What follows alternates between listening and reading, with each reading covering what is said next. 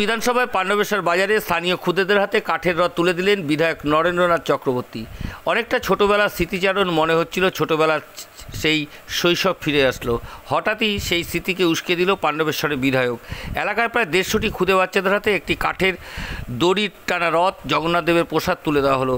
এক খুদের ভাষায়, নরেন জেঠু আমাদের রথ কিনে দিয়েছে, আমরা কাল মনের আনন্দে রথ চালাবো। অন্যদিকে বিধায়ক নরেন্দ্রনাথ চক্রবর্তী বলেন, আজ আমরা শৈশবের সেই কয়লা অঞ্চলের অলিগুলির কথা মনে পড়ছে। ছোটোবেলা সেই দড়ি টানা রথ নিয়ে বেরিয়ে পড়তাম অলিতে গলিতে। আজকাল খুদেরা যেন মোবাইলমুখী না হয়, তাই এই সংস্কৃতির টানে রথ তুলে দেওয়া হলো।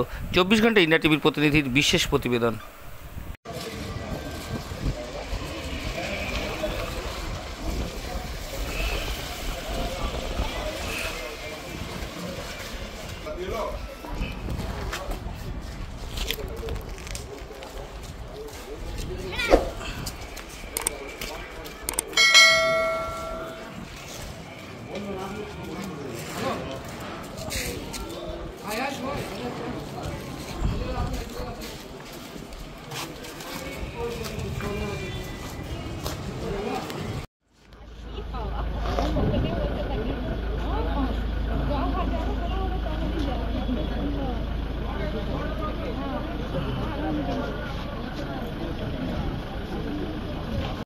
কে রথ দিল? নরেন্দ্র দাদু আমাদের রথ দিয়েছে, আমাদের চালাতে হবে। আমরা খুব খুশি, সবার মিলে খুশি আছে, রথ চালাবে একসাথে।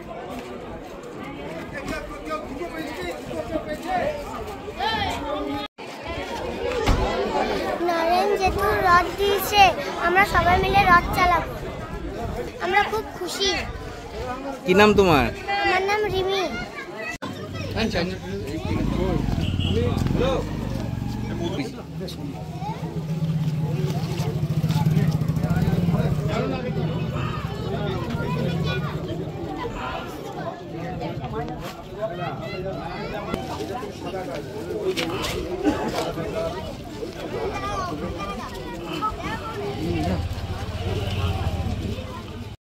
কচিকাঁচা বাচ্চাদের হাতে আপনি কাঠের রথ তুলে দিলেন, কি বলবেন? রথ তো আমাদের ঐতিহ্য, আর তারপর এখন তো গোটা বাংলা আবেগে ভাসছে দীঘার জগন্নাথ মন্দির। সুতরাং বাচ্চাগুলো আমি দেখেছিলাম যে অনেকেই রথ টানতে ভালোবাসে।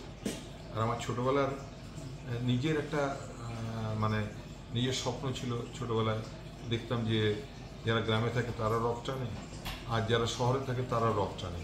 শুধুমাত্র আমরা কলিয়ারিতে যারা মানুষ তারা এটার থেকে ব্রাত্য ছিলাম। তো আমার সেই স্বপ্ন পূরণ করলাম। ছোটো বাচ্চাদের হাতে প্রায় 150 পিস রথ আমার বিধানসভার বিভিন্ন জায়গায় বাচ্চাদের হাতে তুলে দিলাম। বাচ্চারা আগামীকাল রথ টানবে এবং জগন্নাথ দেবকে বসিয়ে। আর পুরো বাংলা তো কালকে তাকিয়ে আছে দীঘার দিকে। 24 ঘন্টা ইন্ডিয়া টিভি, সর্বদা সবার পাশে, সবার মাঝে। আজ এ পর্যন্ত। সঙ্গে রাখুন 24 ঘন্টা ইন্ডিয়া টিভি। দেখতে থাকুন সব জেলার সব খবর সবার আগে 24 ঘন্টা ইন্ডিয়া টিভির পর্দায়। নমস্কার।